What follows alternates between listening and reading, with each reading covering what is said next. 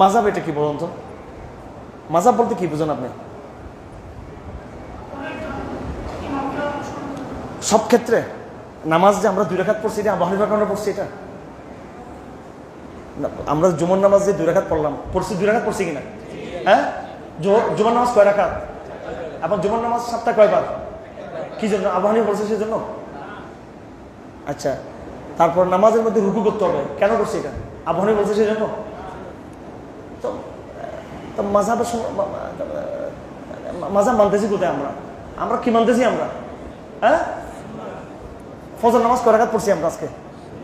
কি জন্য? ইমাম মালিকে বলছে, শাফি বলছে, ইবনে তাইমিয়া বলছে, আহমদ ইবনে হাম্বল বলছে, এই জন্য নাকি আমরা? তো রমজান মাসে আমরা কি রাখছি? কি জন্য রাখছি? ইমামরা বলছে, মাযহাব বলছে সেজন্য? আমরা মাযহাব মানতেছি নাকি ডাইরেক্ট কোরআন সুন্নাহ মানতেছি?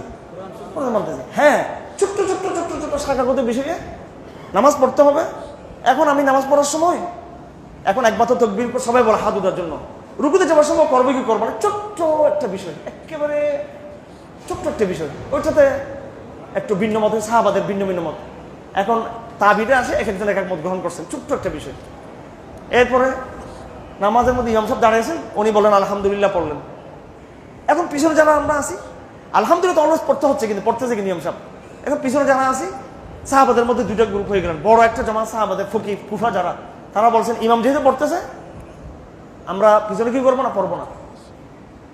এই বিষয়টা কি খুব বড় নাকি এই আমাদের মৌলিক যে নামাজ আদায় করতেছি এটা বড়? হ্যাঁ, উজুর মধ্যে কয় ফরজ? কি জন্য 4 ফরজ? আবু হানিফা বলছে সেজন্য নাকি? হ্যাঁ, ইমাম মালিক বলছে সেজন্য? তো মূল উজু তো ঠিক আছে, মূল উজু ঠিক আছে।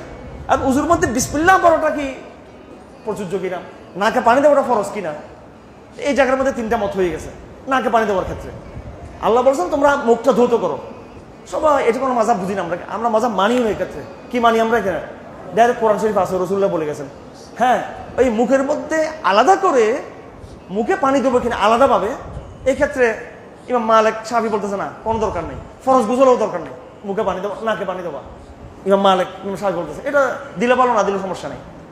আব্দুল্লাহ ইবনে মুবারক, ইসহাক, আহমদ ওনারা বলতেন না, ফরজ গোসল তো বাদ, এটা একেবারে এই নফল সাধারণ উজুর মধ্যে কি করতে হবে, নাকে পানি দিতে হবে।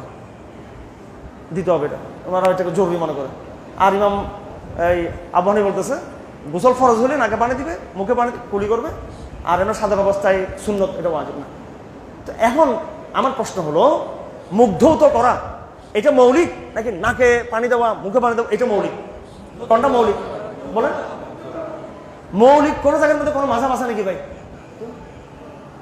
আর যেগুলো শাখাগত সেখানে আপনি যে কোনো একটা গ্রহণ করতে পারবেন। শেষ। খুব সিম্পল একটা বিষয়। এটা কাকে নেবেন? আপনি যদি বহুত বড় আলেম হয়ে থাকেন, অনেক বড় মুহাক্কিক আলেম, অনেক বড় কিছু জানেন আপনি, তখন আপনি মাযহাবগুলোর মধ্যে যে কোনোটাকে আপনি চয়েস করবেন। আপনি যেসব পাণ্ডিত্য আছে আপনার মধ্যে, আরবি ভাষা জানেন, উসুল জানেন, টার্মিনোলজি জানেন, একদম ঝরঝর করে সব মুখস্থ আরবি, আপনার সব কিছু আপনার জানা আছে, আপনি দীর্ঘদিন 30-40 বছর আপনি পড়াশোনা করছেন, এখন আপনি যে কোনোটা মাযহাব নেবেন, আপনি যে কোনো ইমামকে ফলো করবেন।